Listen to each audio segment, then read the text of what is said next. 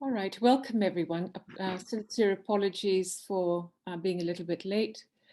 It's great to see you here and thank you for coming along to this, our sixth seminar. We'll start by giving a very quick overview of what has been covered so far. In the first three seminars, we introduced the ideas of coloniality and decoloniality, followed by an exploration of whiteness, race, and racism in education. We discussed the need for educators to have a critical awareness of the historical, socio-cultural, and geopolitical influences on identities and how these play out in educational contexts. We argued for the need to decenter whiteness, coloniality, by unlearning some of our habitual ways of relating through our teacher ontologies. In the fourth seminar, we then proposed spirituality as a relationality in terms of a foundational idea in our imaginary for decolonizing educational relationships. Seminar number 5 looked at the concepts of invitation and hospitality, and today we focus on the spaces, places, and boundaries within which relationships are enacted. So in this seminar, we take seriously Tuck and Yang's assertion that de/colonization is not a metaphor, and consider what we might learn from the principle of repatriation of land that we can apply to educational spaces. Our focus is on the connection between identity, land, and educational relationships. So British relationships with land are inextricably tied to what Eileen Morton Robinson calls the white possessive.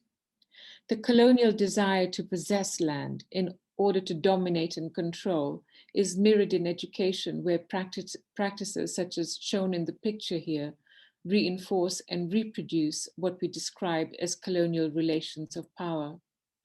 We understand that lecture theatres such as this are about mass education and cost effectiveness, but at the same time, this is at the cost of equitable relational connections. And it is clear who feels ownership of the space and has the power to control the type of relationship that might be created in it. In this seminar, we therefore explore the concept of ownership, beginning with perspectives from 3 Indigenous communities. We then share a narrative based on our own experience that led to our theorizing about space, place, and boundaries in education from an identity perspective. So in this slide, for the first Australians, country, the idea of country, encompasses an interdependent relationship between an individual and their ancestral lands and seas. Dennis Foley explains that the land is mother and we are of the land. We do not own the land, rather the land owns us. The land is our food, our culture, our spirit, and our identity. And in this picture, Jack Dale Mengenan, an Australian Indigenous artist, depicts his and his ancestors' connection to country, a connection that dates back thousands of years. Mengenan's painting of family land is in the form of what Westerners might call a map. It's a prime example of land claim paintings, with their correlating landscape markers of hills, waterholes, and traditional journey lines that we use to return country to its traditional owners. And Morton Robinson explains that when Aboriginal people talk about country, it's often spoken of like a person. So belonging to country means something that's outside of Western ways of thinking, which legally include written forms of proof of ownership and position Indigenous peoples as not belonging anywhere, and the land as terra nullius. And it was this British idea of terra nullius, i.e. the land belonging to no one, that enabled them to claim the land as British sovereign territory. So Karen Denneman, an Anishinaabe scholar in Canada, explains that for Anishinaabe people, the words my and our do not mean possession or ownership as they do in English or in some other languages. In English, these words are even identified as being possessive pronouns. In our culture, possession is viewed differently, she says. Our teachers, for example, tell us that our children are not ours, but are on loan to us. Our partners are on loan to us. Our homes, our canoes, our tools and equipment are on loan to us. Even the articles on our bodies are on loan to us. Everything that we've done, everything we have is on loan to us. We are very carefully taught that everything on loan to us thus must be cared for and then returned in the condition or even better condition than it was when we acquired it. For Anishinaabe people then, the words my, our, your, his or hers refer to a relationship. When we say Trout Lake is my home, we do not mean that we own Trout Lake, that we possess it, and therefore you do not, and neither does anyone else. But rather it means that Trout Lake is that part of our great Mother Earth with which we have a very special relationship. Tuck and Mackenzie discuss how First Nations people's knowledges of place is held in stories, not stories that establish possession of a place, but how people were possessed by it, owned and occupied as it were, and answerable to it by means of their stories and songs. In contrast, colonial understandings of land relations are based on discourses of ownership, discourses of having things, owning lands, invading territories, possessing someone, all narratives of displacement that reward and value particular forms of conquest. And in this example from the United States, Jonathan Lear, in his book Radical Hope, talks about how the Crow Nation survived in the face of cultural devastation. In the first chapter of the book, Lear focuses on what Plenty Coups, the chief of the Crow Nation, said about the effect of this devastation. And I quote, "When the buffalo went away, the hearts of my people fell to the ground, and they could not lift them up again. After this, nothing happened." In thinking about what Plenty Coups might have meant by nothing happened, Lear argues that it wasn't literally that nothing happened, but that the Crow had a conception of happiness that was an unfettered pursuit of nomadic hunting life, in which their family life and social rituals could prosper. With the destruction of this way of life came the destruction of the end or goal of that life. Their problem then was not simply they couldn't pursue happiness in traditional ways, rather, their conception of what happiness is could no longer be lived. So in our last seminar, we talked about our shared experience of being invited to Fran's sister's birthday party, focusing on the ideas of invitation and hospitality. Here we pick up the story from another angle. Fran had asked her brother if we could stay at his home for 2 nights, either side of the party. On our arrival, when we were taking our bags up to the room at the top of the house, I noticed that many of the doors in the house were closed, which was in contrast to my own family tradition where doors are always kept open. So I asked Fran, I said, "Fran, are you sure your brother doesn't mind us staying here for a couple of nights? We can easily find a place near the party venue." Of course it's okay. He said he was happy to have us here. Why do you ask? Because it seems that we're only allowed into, we're not allowed into many of the rooms. The doors are all closed, see? Are we allowed in them, or can we see what's behind the doors? Me being curious. Is this your brother's bedroom, you think? What about this one, another guest room? I'm not sure, but maybe he doesn't want us looking in there. Maybe he doesn't really want us here because we only have access to the kitchen, the sitting room, and our bedroom. I don't think he would have said yes if he didn't want us here. And so this conversation ended here until the next morning. Gazing at the early morning sun and the sea, I started to think aloud. And I said, "Fran, I feel really uncomfortable here with all these closed doors. Are you sure it's okay being here?" Absolutely. He's quite happy to have us here. You see, I see the closed doors as a part of identity. Can we talk about this? And looking at the sea reminds me of the colonizers who sailed across the oceans, bringing with them their identities. And this brings me to the classroom and how white settler teachers might enact this closed door mentality into the classroom. Oh, okay. Tell me some more. Well, we have mostly white settler teachers from kindergarten to grade 12 and in higher education. And if they come with this closed identities, that, being closed in private spaces. And yeah, of course. And then this might influence how they interact in the classroom, the intercultural space between the teachers and the students, and the geography of those spaces. precisely, that's exactly what I was thinking, but it also relates to student-student intercultural relationships. If each white student has a similar way of thinking about space and boundaries, then there would be very little room for white students and students of color to truly interact and to get to know each other. And so we have that too. And if these boundaries exist, then it would also be difficult for white students to understand other ways of being in relation to interrelationships between self and place, and therefore the land materially and spiritually. Right. So we can look at how spaces, places, and boundaries work in classrooms. Mhm. So we spent the day together, walking along the shore, attending the party, and going back to Fran's brother's place for the night. The next morning, on the drive back to Fran's home, I was looking around at the scenery from the car window, and I said, you know what? It's so beautiful in this area. The beauty overwhelms me.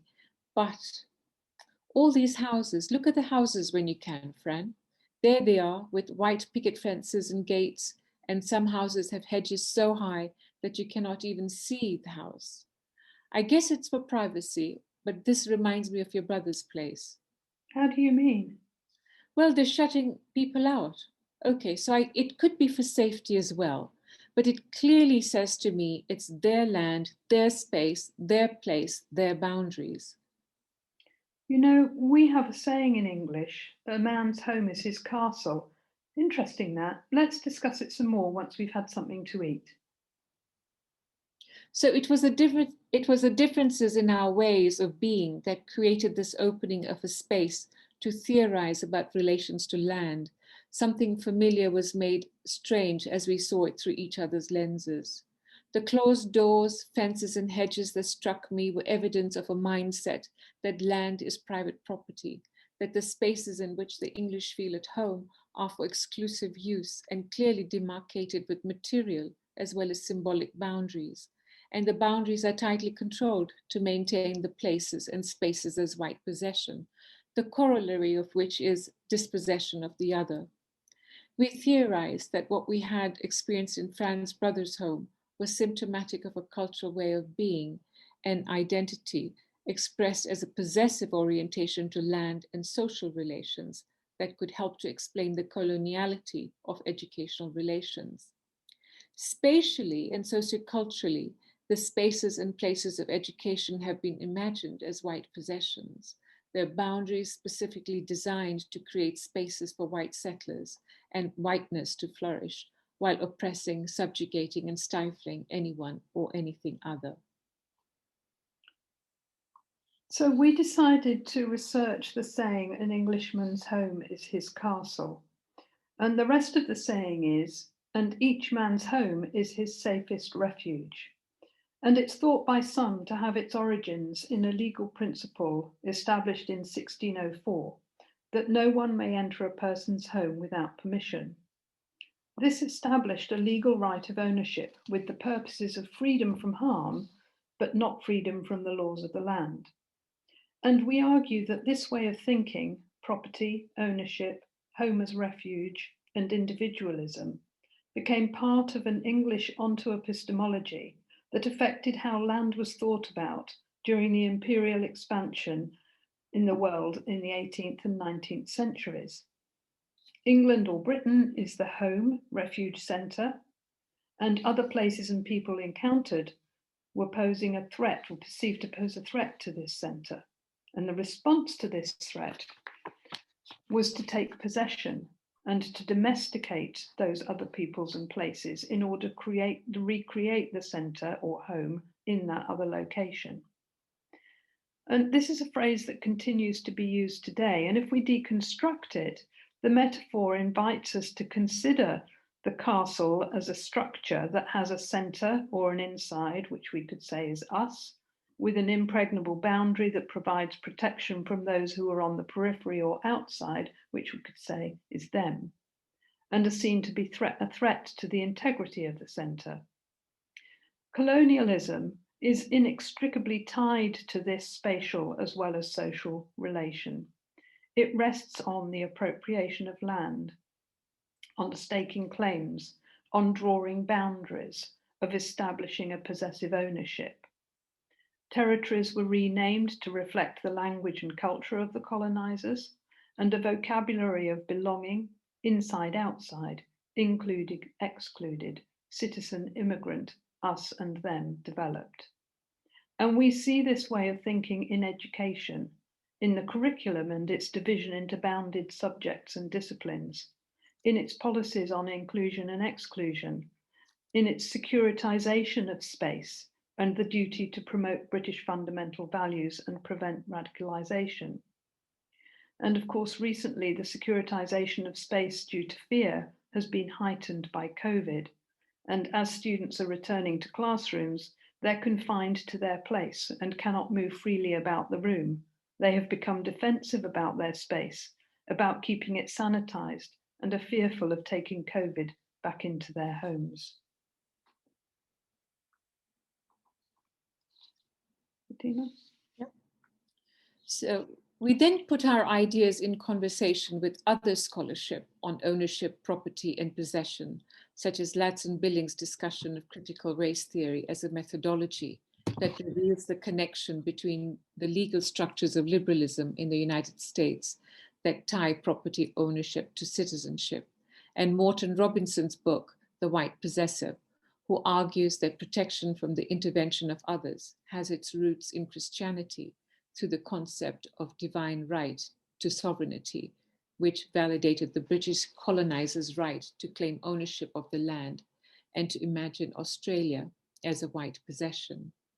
Morton Robinson goes on to argue that the logic of white possession extends to possession of identities, that is, the right to define who is white. It extends to the possession of bodies, the right to claim who can be a free citizen, and the possession extended to institutions of power that legitimate and reproduce those rights through legal and education systems.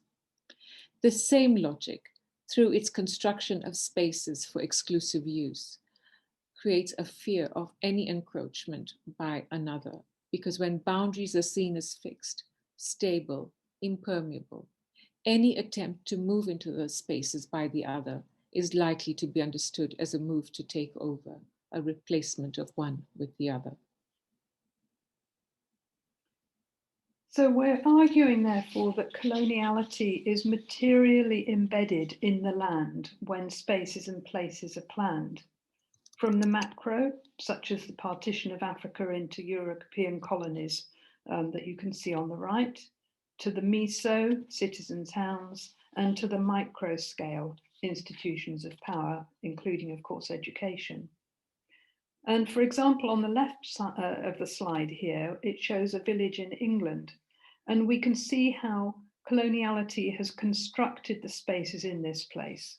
The institutions of power, a police station, a variety of Christian churches, a library, and a school are all located at the centre. Over time, populations diversify, but the institutions and cultural ways of being that they support are fixed, leaving no space for the other, who has to assimilate into the pre-existing structure.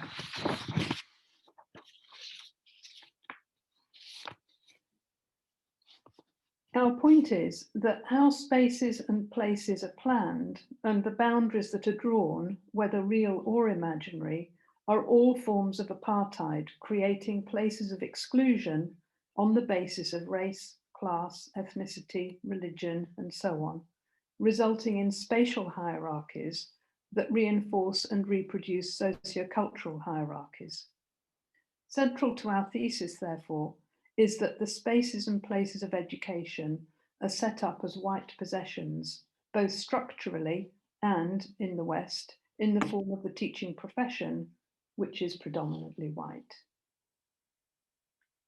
So just to give you an example, in an example from Canada in the 1930s, the British Pacific Properties began developing the area known as West Vancouver as an exclusive space marketed to Caucasian buyers who signed land titles with the following covenant: no person of the African or Asiatic race or of the race or of African or Asiatic descent, except servants of the occupier of the premises in residence, shall reside or be allowed to remain on the premises.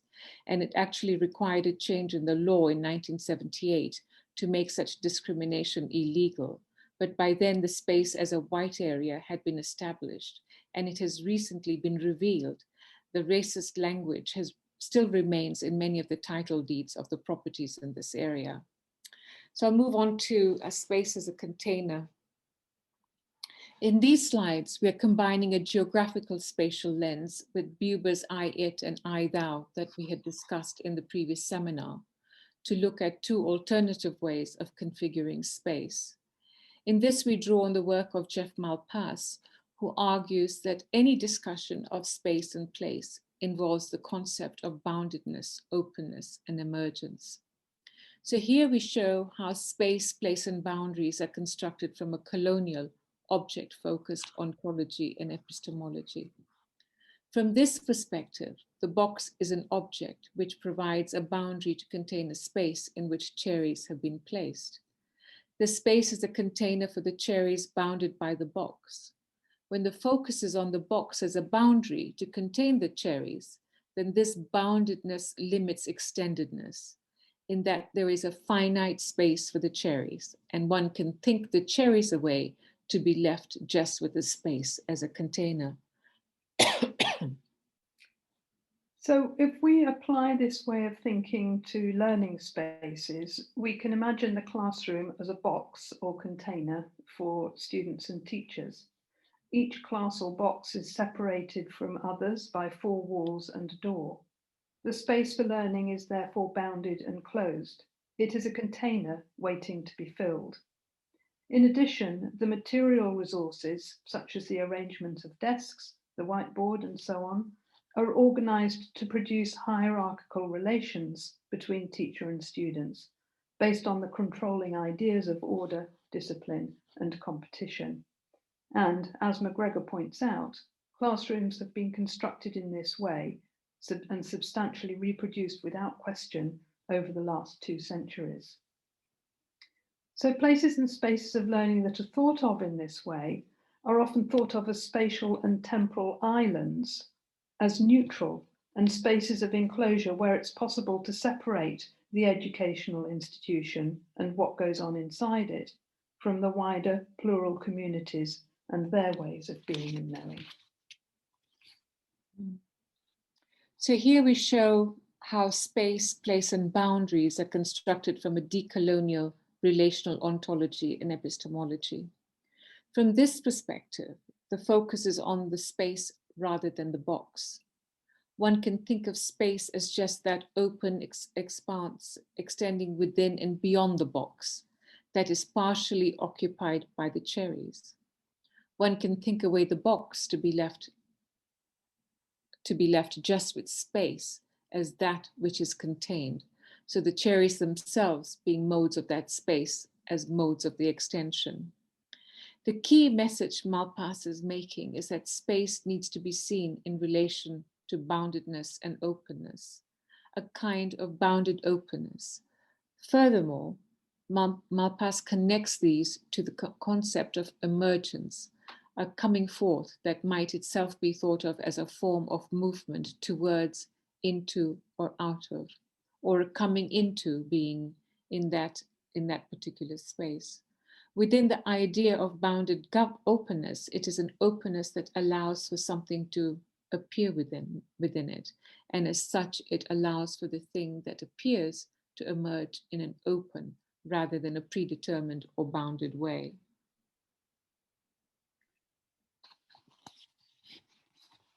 So again, if we apply this to educational spaces, We can imagine the box away and cease to focus on the classroom as a container.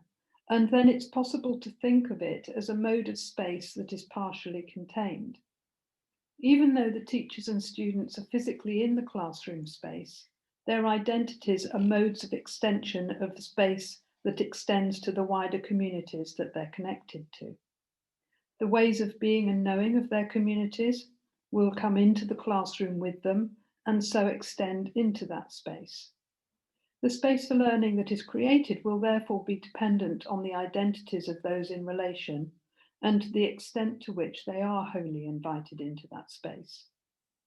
From this perspective, the educational relationship is both bounded and open, based on reciprocal dialogic interactions in which students find their place and where learning is understood as an emergent coming into being. And we've got examples here in the images of two schools that have been specifically designed to represent this more relational understanding of space and socio-material relations. The first here on the right are two images from Arcola Community School in Canada, and the second is the Fuji Kindergarten in Japan. However, for the majority of us, the reality is that we're stuck with a bounded, enclosed space to work in. So the challenge for us is how to imagine the socio-cultural relations in such a space differently. So space as a relation between boundedness, openness, and emergence. And what we're trying to do here is trying to propose that it is not the boundaries or the idea of boundedness that is problematic. It is the ways they are thought of, who, by, and how they are brought into being that are potentially closed or open. When the concepts of coloniality and white possessive are deconstructed in this way, we believe it opens up the potential to reimagine spaces for developing decolonizing practices. And we relate this to Anzaldua's concept of Nepantla, which she envisions as a site of transformation, the place where different perspectives come into conflict and where you question the basic ideas, tenets, and identities inherited from your family, your education, and your different cultures. Nepantla is the zone between changes where you struggle to find equilibrium, suspended on the bridge between traditional values and new ideas and perceptions, swinging between elation and despair, anger and forgiveness, between the outer expression of change and your inner relationship to it. In the transition space of Nepantla, you reflect critically. Self-identity becomes your central concern. So in the last three slides, we're going to look at the ways in which a teacher might think about developing different kinds of educational relationships with students and the tensions that exist between the geographical, physical space and the social, cultural space. And in this one, black denotes the material elements of the space, indicating the arrangement of desks, chairs, whiteboard, etc. And whether these are arranged in rows facing the front, as in on the left, or in table groups, as shown on the right, the space is bounded and fixed. Blue circles and arrows represent a teacher interacting with students as if they are a homogeneous group.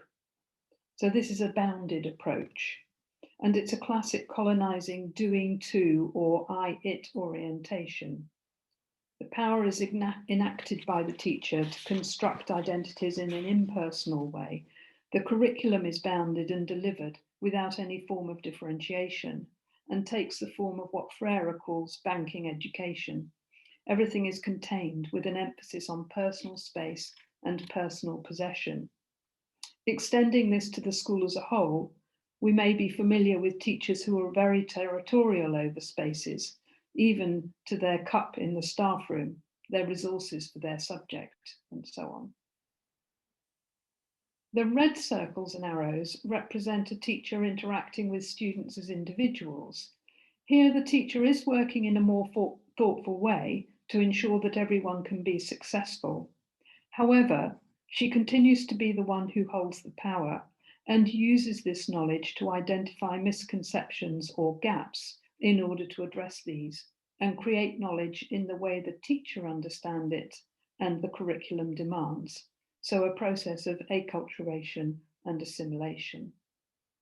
Note also that all of the lines and circles are solid, representing the closed, fixed nature of the boundaries. And on a visit to the UK a few years back, Fatima accompanied me on a visit to a local school where I was supervising a student. And when we arrived, the gate was closed, the front door was locked, everything, including the reception window, was closed, and we had to wait at each point for somebody to bring us in. And while I was with the student, Fatima waited in the staff room, and that door also was closed. Everything was arranged as boxes that were confining, the opposite of invitational behaviour. And our concern is that children learn that schools aren't safe places. Their minds are being also developed in a box-like way. And over time, that mentality starts to influence their identities. I need to be protected all of the time. And when such a closed subjectivity is applied to relationships outside school, everything different becomes viewed as threatening, and this becomes highly problematic. And just before I go to start with the next slide, I was shocked when we went to that school, because I was not able to even get out of the staff room to go to the loo unless somebody came with me to then open the doors and and close the doors. I was just yeah. So we'll go back to the slides. All right, so in this version, the red circles overlap to show the relationships as intercultural. The relations are teacher-student, student-teacher, and student-student. Over time, as everyone gets to know each other, the boundaries between people and their ways of being will become more permeable, as shown on the right by the hashed lines. The critical intercultural space is a space for interaction to learn with each other and from each other that is attentive to how power is enacted. For example, power can be utilized to exclude or include. If the teacher starts to give up some of this power, which does not mean to give it up altogether or absolve responsibility, it is possible to develop ways of working in which students feel they can participate and that their voices and knowledges are heard and taken up in the teaching. And in our previous seminar, we explored ways of doing this using the concepts of invitation and hospitality. These are the more I-thou dialogic interrelations or interactions that Buber speaks about, in which the teacher creates an ethos of togetherness, of belonging, of individual and collective identities, and gradually over time look at themselves as an interconnected, interrelated, and interdependent part of humanity, the living earth, and the cosmos. Each student and the teacher comes into the space with a particular identity and subjectivity. And through coloniality, humans have been conditioned to other people who are not like them. What we're trying to answer is the question of how we start to think differently about this. Differences are part of humanity, and we need to relate dialogically, working with students, their funds of knowledge, their whole being in a holistic way, rather than as contained objects. Here, the teacher that Buber describes as the living center opens up the space for subjectivities to interact, learning with and from each other's differences, and learning about oneself as a result. The more the boundaries become porous with constant dialogue, that level of openness creates a trusting and safe space to bring in all of themselves in their wholeness. And if that's the case, then the living centre or facilitator imagines the space for learning as both bounded and open. The material reality may be of walls and doors that create a physical boundary, but we're asking you to consider what it might be like to imagine the social, emotional, and spiritual places differently. to imagine the interconnectedness of everything. And this is what we've attempted to do here, to imagine what the coexistence of boundedness and openness might look like in terms of constructing transformational educational spaces of belonging. So we're imagining a plurality of interrelationships between subject identities, and this assumes a plural species understanding of subjects, materiality, and this includes considering all material as living, including trees, rocks, earth, books, tables, buildings, etc., and spirituality, aesthetic, religious, and otherworldly. These interrelations are predicated on the I-thou orientation towards others, an orientation that is open to being and learning with. And for us, this foregrounds ethical considerations about how power might be enacted to create equitable spaces for learning. So the teacher shares of herself and her daily experiences in a genuine way as an invitation for students to share of theirs, something that we've been trying to model throughout this seminar series, so that it's not a one-way street. So the teacher and students become modes of the space that extend beyond the classroom to the social, cultural, familial, community, and spiritual relations that are part of their identities. And as this happens, the sense of individual and community identity will expand and become more fluid, shifting and growing with each interaction. And you can see that the T or teacher becomes L or learner, as all learning together on a joint, authentic venture. However, as we've already mentioned, there are tensions between the bounded and the open. For example, teachers can't abandon all claims to ownership of the learning environment or ignore government policies and the statutory curriculum. But what they can do is approach the educational relationship with the intention of creating open spaces for spiritual, intersubjective interactions, in which there is an orientation towards difference that attends to the ways of being, doing, and knowing that the students bring with them. And they can open up the boundaries of subjects, the curriculum, and the boundaries that affect how staff interact with each other, parents, and their communities, so that identities are not always in a boxed position in relation to each other. So in this final slide here, we have a number of questions that we'd like you to consider. And Malcolm is going to put another link in the chat space. And for those of you who would like to, that link will take you to a place where these questions are repeated. And we would like to invite you to put what thoughts you have in relation to those questions in the form